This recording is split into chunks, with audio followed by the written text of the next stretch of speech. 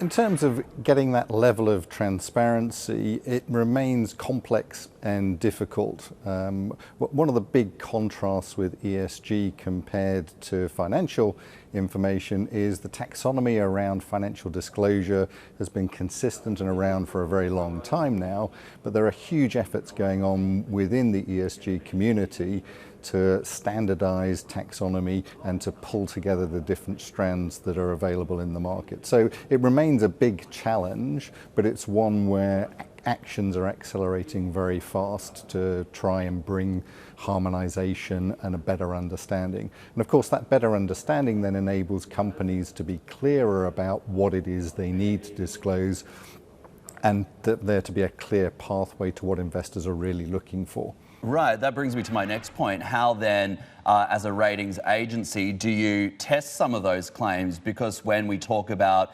ESG, particularly on the environmental side, we frequently talk about greenwashing by not only companies but also governments as well, where perhaps some of the claims that they're making perhaps don't stack up. But is that one of the biggest challenges? And how would a regulatory body similar to those that we have when it comes to disclosure of course, financial matters work when it comes to things like the environment?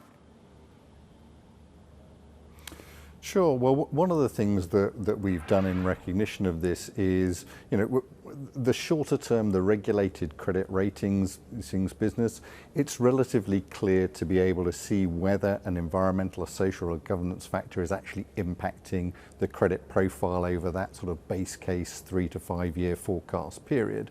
But for that longer period, it's actually very complex. And as I said, it depends on outcomes, adaptation, and mitigation.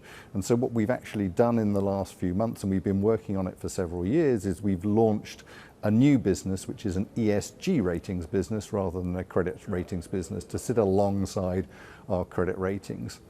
And the idea there is to look in a lot of detail, to look through the labeling that we see in the market going on for green, social, sustainable, KPI-linked bonds, to look through that labeling and produce analysis on the fundamentals to really break down the detail of what entities are doing.